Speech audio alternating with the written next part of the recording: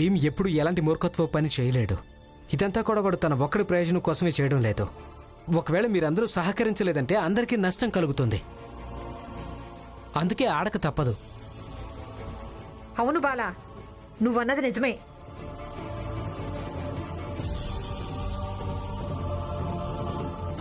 లే, వీడు కూడా ఆడతాడు. చూడమ్మా, నన్ను బొరదలోకి తోయొద్దు. నన్ను వదులు. నాకు ఎలాంటి ఆట ఆడాలని లేదు. నువ్వాడవా? ఏది ఏమైనా సరే నువ్వు ఈ ఆట ఆడక తప్పదు. లేదంటే నీకు నాకు ఉన్న సంబంధం ముగిసినట్టే. అన్నట్టు మీరంతా ఎంతమంది మగాళ్ళు ఇక్కడ కూర్చున్నారో వారందరూ కూడా ఈ ఆట ఆడాలి. నేను ఆడను. ఏంటి దౌర్జన్యం చేస్తున్నారా? లేదు లేదు లేదు, ఎలాంటి దౌర్జన్యం లేదు. స్వేచ్ఛగా ఎవరైతే ఆడతారో వాళ్లే రండి. నేను పేరు రాసుకుంటాను. ఆడాలని లేకుంటే ఎవరిని బలవంత పెట్టను. వీళ్ళెవరూ స్వేచ్ఛగా ఆడే మనుషులు కానే కాదు. వీళ్ళందర్నీ బలవంతం పెట్టక తప్పదు. ఇక్కడ ఎంతమంది ఆడవాళ్లున్నారో వాళ్ళందరికీ నేను చెప్తున్నాను, వెళ్ళి మీ మొగుళ్లతో మాట్లాడండి. వాళ్లకు నచ్చ చెప్పండి భీమ్కు సహకరించమని. ఇందుకోసం కాదు, వాడు భీమ్ అని కాదు. ఎందుకు సహకరించాలంటే మనం ఎప్పుడైనా పాత రోజుల్ని తలుచుకున్నప్పుడు మనం బాధపడకూడదు. మనందరం ఇంటిని పొందడం కోసం పోరాటం చేస్తున్నప్పుడు అప్పుడు మీరందరూ కూర్చుని విశ్రాంతి తీసుకున్నారని, తమాషా చూస్తున్నారని. పురంజనన్న, నీ పేరున ఈ ఉత్తరం వచ్చింది. వెళ్తూ వెళ్తూ నీకిద్దామని వచ్చాను.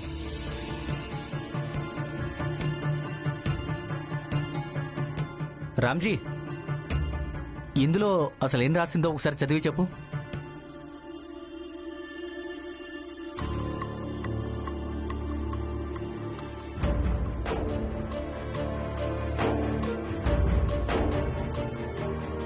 పురంజన్,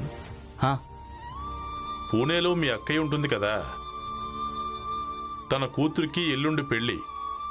ఆవిడ నిన్ను రమ్మంటోంది. ఏంటి, నా మేనకోళ్ళు అంత పెద్దదైపోయిందా? తనకి పెళ్లి జరుగుతోందా?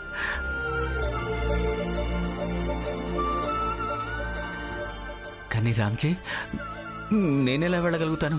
ఎందుకు వెళ్ళావు? మనం అందరం పోరాటం చేస్తున్నాం కదా, మరి పోరాటాన్ని వదిలేసి మధ్యలో నేనెలా వెళ్ళగలను? బాబాయ్, నాకైతే మీరు వెళ్లడమే మంచిదనిపిస్తోంది. కానీ చూడండి, తనకు పదే పదే పెళ్లి జరగదు కదా. ఇక ఇక్కడ మేమందరం చూసుకుంటాం కదా. పురంజన్, నువ్వు ఉన్న పలంగా స్టేషన్కి బయలుదేరు. అప్పుడే నీకు సాయంత్రం రైలు బండి దొరుకుతుంది కదా. ఇదిగోండి బాబాయ్, వెళ్ళండి. సరే అక్క, మీరందరూ చెప్తున్నారు కదా, నేను బయలుదేరతానులేండి. చూడు భీమ్, బాబు, నువ్వు ఈ ఆటలో ఖచ్చితంగా గెలిచి తీరాలి. ఆ తర్వాత నేను అందరికీ మిఠాయి తినిపిస్తాను. అలాగే బాబాయ్.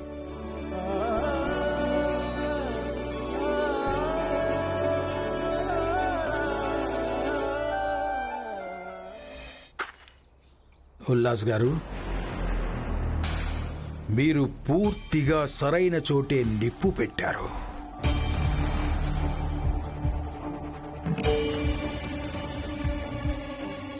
ఆ భీమ్రావు మనుషుల్లో హంగామా మొదలైంది. అక్కడ దాదాపుగా అందరికీ ఈ నమ్మకం కలిగింది, వాళ్ల చేతిలోంచి వాళ్ల ఇళ్ళు ఆ భీమ్రావు నాటకాల వల్లనే పోయాయి అని. ప్రచండదేవ్ గారు చెప్పింది అక్షరాలా నిజమే. మీ ఈ పందానికి విరుగుడు ఆ భీమ్రావు దగ్గర లేదు. అసలు 11 మందితో టీం ఎలా తయారు చేస్తాడు? అయినా ఒకవేళ ఒప్పుకుంటాను, ఎలాగోలా 11 మందితో వాడు టీం తయారు చేసినా కూడా ఆ టీం మమ్మల్ని ఓడించగలదా? మీరన్నది నిజమే.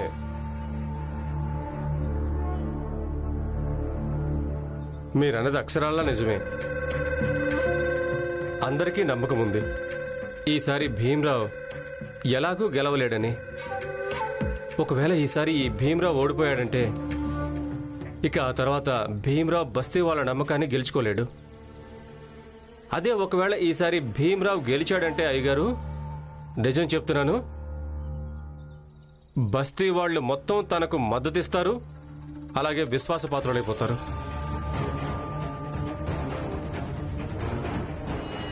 హితేష్, దద్దమ్మ మూర్ఖుడా, నీ మెదడుగా నీ చెడిపోయిందా? ఆ? ఆ భీమరావు, మా మీద ఆ భీమరావు ఎలా గెలుస్తాడు? ఆ? భీమ్ ఈసారి ఓడిపోక తప్పదు.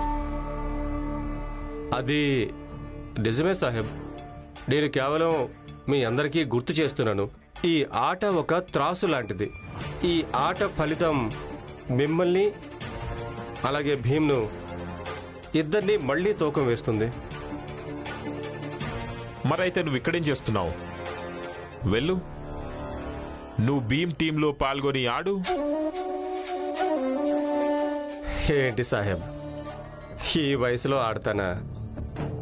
అది మీ అందరికీ వ్యతిరేకంగానా? వ్యతిరేకంగా కాదు, మా పక్షాన. దీనికోసం నేను నీకు విడిగా డబ్బులు కూడా ఇస్తాను. సాహెబ్, నాకేం అర్థం కాలేదు. అంటే హితేష్, నీకు నేను మొత్తం వివరిస్తాను. నువ్వెందుకు అర్థం చేసుకోవడం లేదు? భీమ్ ఈ ఆట ఆడటం కోసం ఆటగాళ్ళని ఎక్కడికి వెళ్ళి వెతుక్కుంటాడు? ఇందులో భీమ్ చేసిన తప్పేం లేదు. ఇదంతా కూడా మీరంతా చేసిన నిర్వాకమే. అయినా సరే భీమ్ ఈ అందరి కోసం పోరాడుతున్నాడు. మీరు మీ తప్పును సరిదిద్దుకోవడం కోసం ఎందుకు పోరాడలేరు? అసలు నీకేమైనా పిచ్చి పట్టిందా? ఈ వయసులో నేను క్రికెట్ ఆడాలా? విషయం వయసు గురించి కాదు, అవసరాంది. అర్థమైందా? చూడు, నువ్వు కూడా భీమ్లాగే పగటి కలలు కనడం మానే. మేమందరం వాళ్ళ ఆటగాళ్ళందరి ముందు ఒక్క క్షణం కూడా నిలబడలేము. అదంతా నాకు తెలీదు. కావాలంటే గెలువు, లేదంటే ఓడిపోకాని ఆడు. ఎందుకు ఇలా బలవంతం చేస్తున్నావు? నేను ఆడని చెప్పారు కదా, అంతే. అలాగా? అయితే ఒక విషయం విను. ఒకసారి నువ్వు నన్ను వదిలేసి పారిపోయావు, ఎలాంటి కారణం చెప్పకుండా. ఈసారి నేను పారిపోతాను, ఎలాంటి కారణం చెప్పకుండా. ఇక ఎప్పటికీ నేను తిరిగి రాను. బాగా ఆలోచించుకో.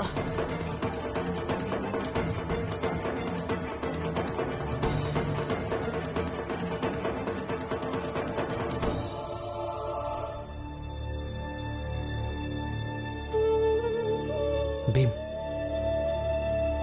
వీళ్ళందరినీ వదిలే. మనం మిగిలిన ఆటగాళ్లను బహుశా బయట వెతకాలనుకుంటా. మనం ఇద్దరు ఎలాగో ఉన్నాం, ఇంకో 9 మందిని వెతకాలి. ఎక్కడో అక్కడ దొరుకుతారులే. పద. సరే అన్నయ్య. 9 కాదు,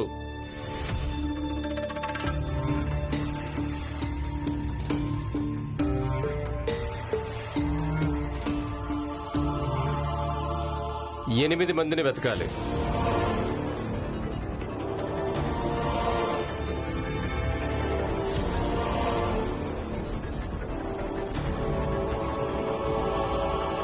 ఇక్కడ విషయం ఇంటిది, అదిగాక తప్పంతా కూడా నాదే.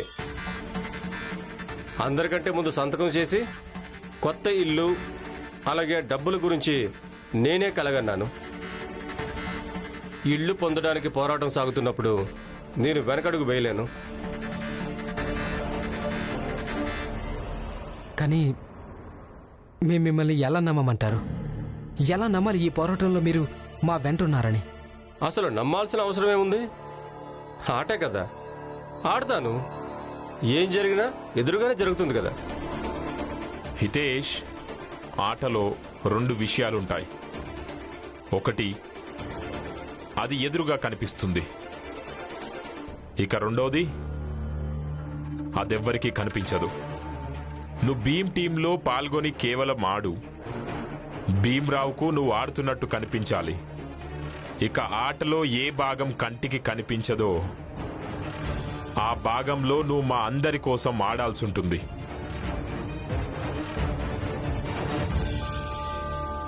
ఇక అందుకోసం నేను నీకు విడిగా ఒక సొంతిల్లిచ్చేస్తాను. సరే అయితే హితేష్ బాబాయ్, మీరు మా టీంలో ఆడతారు. కానీ ఈయన అలవాటు తెలిసిందేగా, దాని ప్రకారం ఈయన తప్పే చేస్తారు. రమా, ఆయన బుద్ధి ఎలాంటిదైనా సరే ఆయన తప్పే చెయ్యని లేదా ఒప్పు చేయని. మనం కేవలం మనకేది సరైందనిపిస్తే అదే చేయాలి కదా.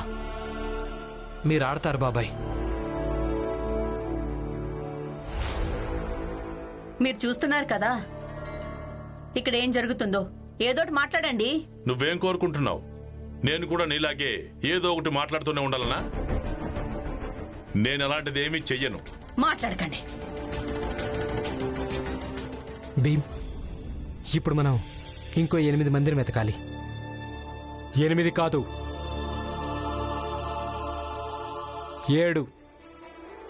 7 ఆటగాళ్ళని వెతకాలంతే.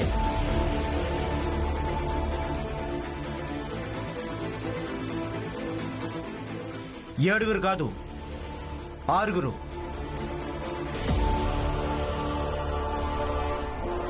6 కాదు, 5.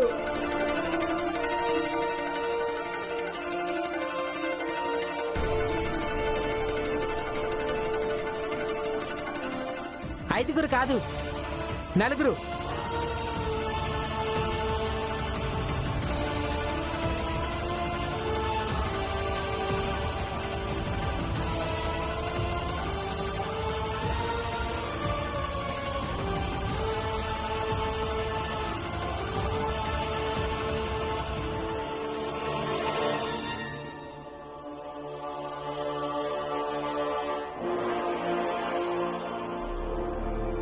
భీమ్, ఇప్పుడు మనం కేవలం ఇంకో 4 వెతకాలి.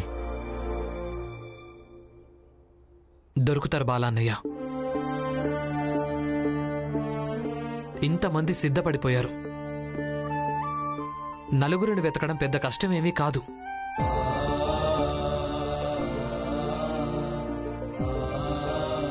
ఈరోజు ఆనందన్నయ్య ఆరోగ్యం బాగుండుంటే ఆయన కూడా ఇక్కడే ఉండేవాడు. ఆయన కూడా మనతో పాటు మన టీంలో ఆడేవాడు కదా.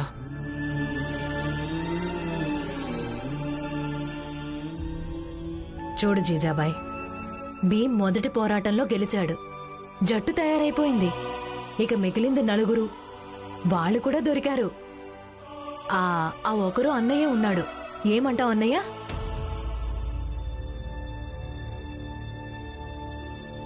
అవునవును, ఈయన కూడా కలిపి తీసుకోండి. దాంతో పిల్లలు అలాగే ముసలి వాళ్ల జట్టు తయారైపోతుంది. కానీ కేవలం 11 మంది నిలబెట్టడం వల్ల జట్టు తయారైపోదు భీమ్.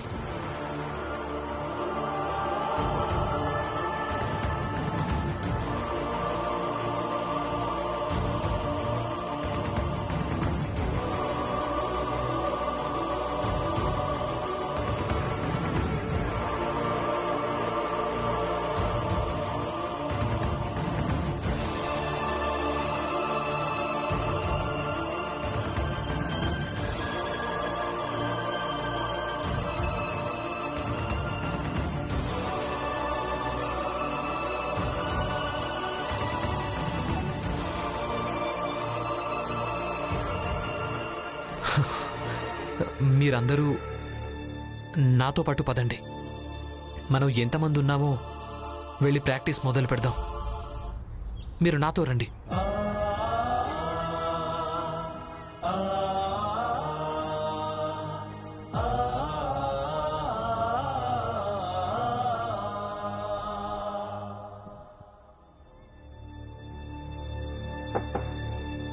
లాయర్ గారు, నేను లోపలికి రావచ్చా?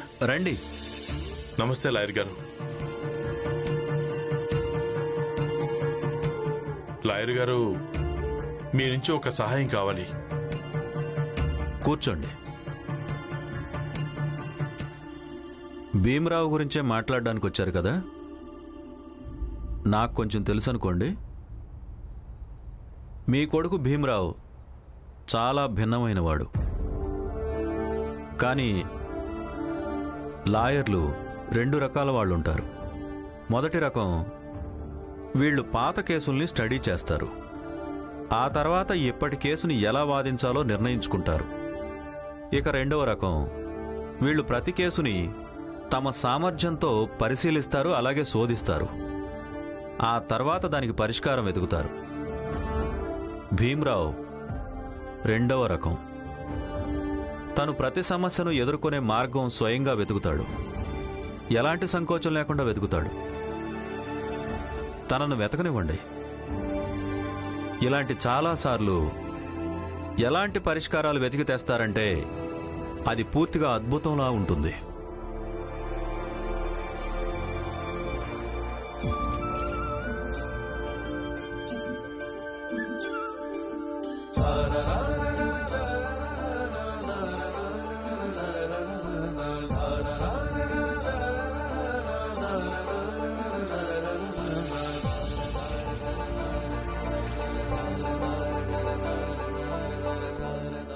లక్ష్మి, వచ్చావా తల్లి? ఆనంద్ ఆరోగ్యం బానే ఉంది కదా? బాగుంది పిన్ని. అలాగే చాలా త్వరలోనే పూర్తిగా ఆరోగ్యవంతుడైపోతాడు. రమా, అసలు నువ్వేం చేస్తున్నావు? అందరి కోసం నిమ్మరసం చేస్తున్నాను. నిమ్మరసమా? ఎందుకు?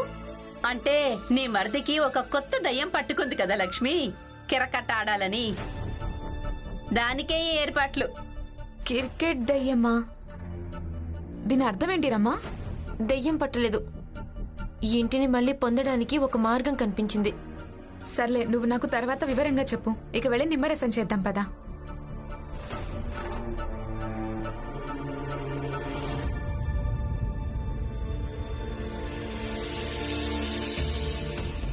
జాగ్రత్తగా వినండి. ఏ ఆటలోనైనా 2 పరిణామాలుంటాయి. ఒకటి ఓటమి, ఇంకొకటి గెలుపు. ప్రతి ఒక్కరికి 2 మార్గాలుంటాయి, కానీ మనకు మాత్రం కాదు. ఇప్పటినుంచి ఈ ఆట ఫలితాలు వచ్చేదాకా ఓటమి అనేది అస్సలు లేనే లేదు. కేవలం మనం మన గెలుపు గురించి మాత్రమే ఆలోచించాలి. చూడండి, ఆడేటప్పుడు ప్రాక్టీస్ చేస్తున్నప్పుడు మనకు చాలా దెబ్బలు తగలొచ్చు, కానీ ఆ దెబ్బల్ని భరించి ముందుకు సాగాల్సి ఉంటుంది. కేవలం గెలుపు గురించి ఆలోచించి ముందుకు సాగాల్సి ఉంటుంది. మీరంతా సిద్ధంగా ఉన్నారా? భీమ్, భీమ్, నేను కూడా ఆడతాను నీతో కలిసి. ఇది మరీ మంచిది బాబాయ్, మీరు కూడా మా జట్టులో చేరిపోండి. మనం క్యాచ్ ప్రాక్టీస్తోనే మొదలు పెట్టేద్దాం. క్యాచ్కి అర్థం ఏంటంటే బంతినిలా గాల్లోకి విసిరేసి దాన్ని పట్టుకునే ప్రయత్నం చేయటం అన్నమాట. ఇప్పుడు మన దగ్గర బంతి లేదు, అందుకే మనం ఇక్కడున్న రాళ్లను ఉపయోగించుకుందాం. నేను మీకు ఒకసారి చేసి చూపిస్తాను, తర్వాత మీరందరూ చేయండి. ముందు మనమే విసిరేసి మనమే పట్టుకోవాలి. ఆ తర్వాత నేను మీకు బంతి విసిరేస్తాను. ఇదిగో ఇలా విసిరాలి, ఇలా.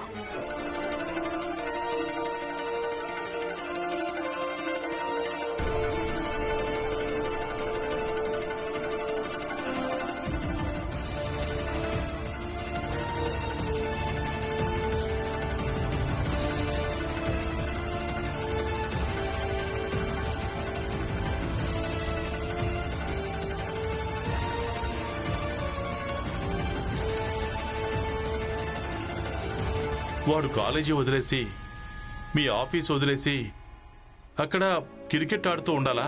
ఇది సరైనది కాదు కదా. చూడండి లాయర్ గారు, ఈ రోజు వరకు నేను భీమ్ మీద ఫిర్యాదు తీసుకుని ఎక్కడికి వెళ్ళలేదు. ఈ రోజు మీ దగ్గరకు వచ్చాను. నేను అర్థం చేసుకోగలను రామ్జీ. నేను చెప్పేది నమ్మండి. భీమ్రావ్ విషయంలో నియమ నిబంధనలో ఎలాంటి వెసులుబాటు ఉండదు. ఒకవేళ ఆట కారణంగా తను ఒక్కరోజైనా సరే ఆలస్యంగా వచ్చాడో నేను తనని ఆఫీసులోంచి తీసేస్తాను. కానీ తన ఆటకు ఈ ఆఫీస్ లేదా నేను ఆటంకం కూడా కలిగించం. ఇక అదే నేను మీ నుంచి కూడా ఆశిస్తున్నాను. కనీసం భీమును తన పద్ధతి ప్రకారం పోరాడనివ్వు. గెలిచినా సరే, ఓడిపోయినా సరే.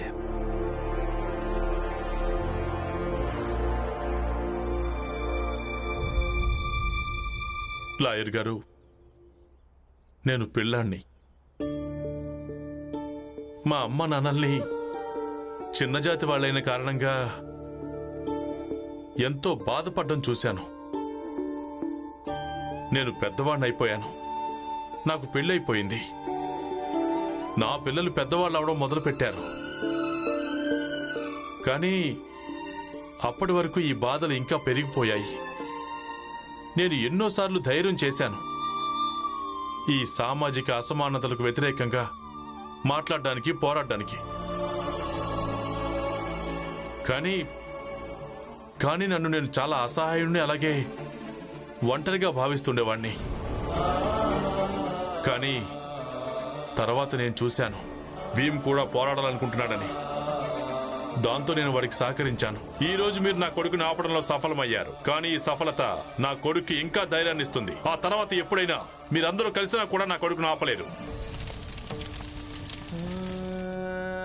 కానీ ఇప్పుడెందుకు భయం వేస్తుంది? ఏ విషయంలో భయం అంటే, ఒకవేళ మిగతా వాళ్ళు ఈ పోరాటాన్ని అవకాశంగా తీసుకుంటారేమోనని, వాడిని తన లక్ష్యం నుంచి మళ్లిస్తారేమోనని. అందుకే కొంచెం ఆందోళన పడుతున్నాను, బెంగ పడుతున్నాను.